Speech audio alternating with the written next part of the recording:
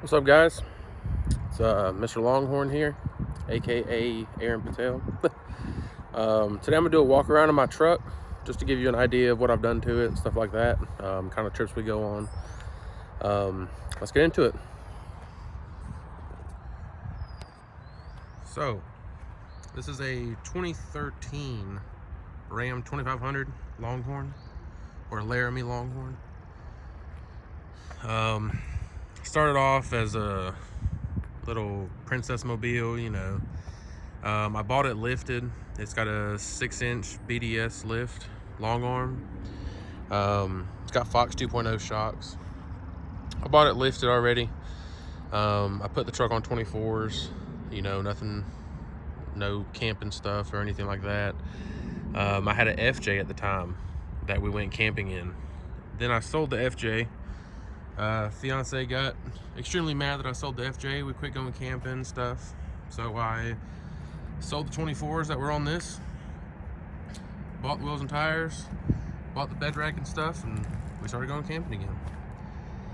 So I'll give a quick little rundown of the truck, go from front to back. I had the factory grill paint match to the truck. Of course, you can see it's pollen weather.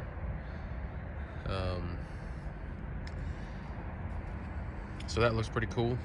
I did do the rigid fog light swap, whatever they call it.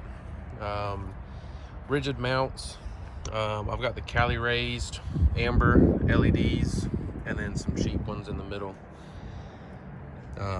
They're super bright. I don't really know if I would recommend Cali raised. I mean, they're, you know, customer service is great, but these lights are a couple weeks old and this driver's side is already out and the passenger side has fog in it. But other than that, they're great lights. They are replacing them under warranty, you know, no questions asked. So that's pretty awesome of them. Wheels and tires, I went with the 1552s. I believe these are the Traverse. 17 by 8.5, I believe they are. And then a 37 1350 Toyo Open Country, the RTs.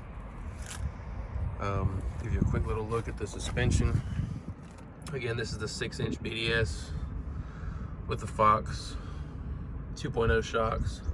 And this is the long arm kit, where they take the factory radius arm, they unbolt it, which was right there, and weld in a new mount for better travel.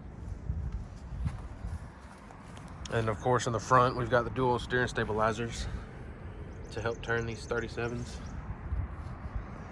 It's got the factory headlights. I did do, what are they, Philips LED replacement bulbs. I love the output. I hate the cooling fan, whatever they call it. These headlights have dust covers on the back of the headlight, and with the cooling fin, fan, whatever they call it, I couldn't put those back on. So, that being said,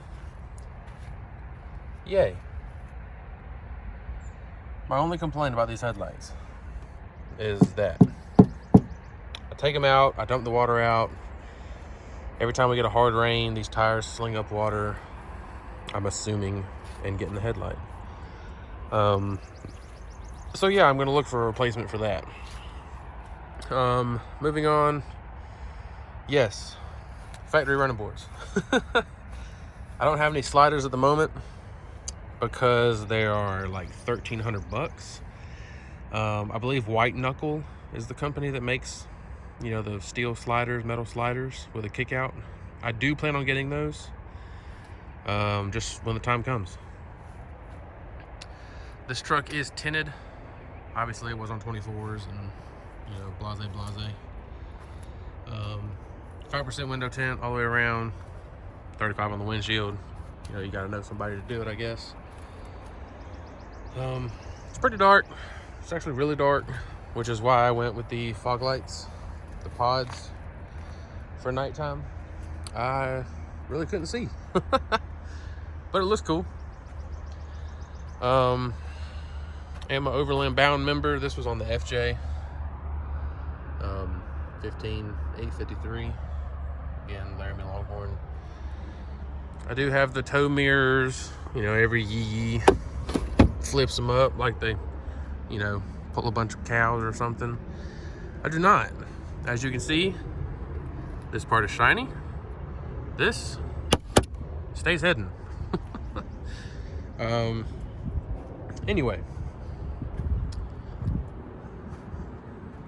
this is my KB Voodoo fabrication bed rack. I believe they're partners or the same company, the Max Modular bed rack system. I love this thing. Absolutely love it. Got it for a sweet little deal on a Facebook Marketplace. It's like all aluminum, super light. It was awkward by myself getting it up there. The person I got it from, I bought this off Facebook Marketplace for stupid cheap. The guy I bought it from, like I was saying, bought the mounts for the tonneau cover. So my idea behind this was I wanted to keep my bed cover, because obviously it being waterproof and I can close everything up behind it, you know, underneath, and keep everything dry and covered, as well as locked and safe. So I was searching for that and saving up for that, and then I ran across this on Facebook. So I snagged this thing, installed it. This is what kind of bed cover? The Retrax, kind of like a rolling lock. I guess it's like an older brand rolling lock. I love it. You can put 250 pounds on top of this. It does lock. Simply slide it and close it. Love it. Love the design. Love the waterproofness. You know. But back to the rack. Getting a little bit off track. This rack company, they make plenty of mounts that you can use, kind of like these traction boards. I haven't ordered the mounts for the traction board yet. I've simply kind of rigged this thing. I've got a Yeti lock, and I put it through the little holes and locked it up. I did that because I needed them on there quick. I mean, I guess I could have thrown them in the bed, but I've got so many totes and stuff back there that we camp with. I just threw them up there for the time being. Rear light bar is a extreme LED. Is a amber chase light, I guess you call it. And then the white, of course.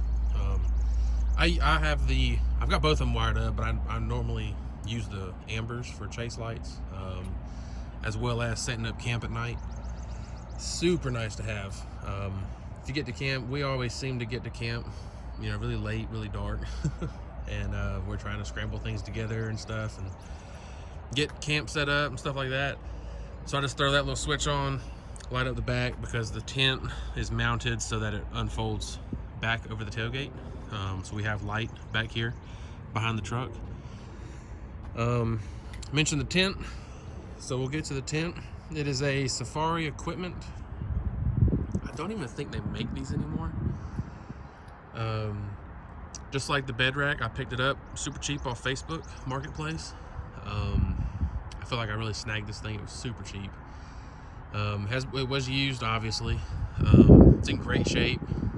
We used it this past weekend for 2 nights. Essentially waterproof. We threw a buddy heater, you know, up in it. It's got an annex, so the annex hangs over the ladder. It probably comes out, you know, about right here, obviously double the size of what it's folded up as.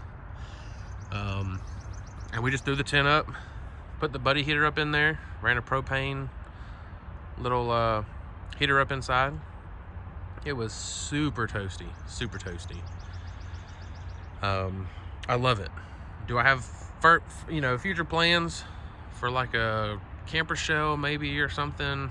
I don't know, but for now, I mean, this is perfect. Everything works together, you know, it all flows.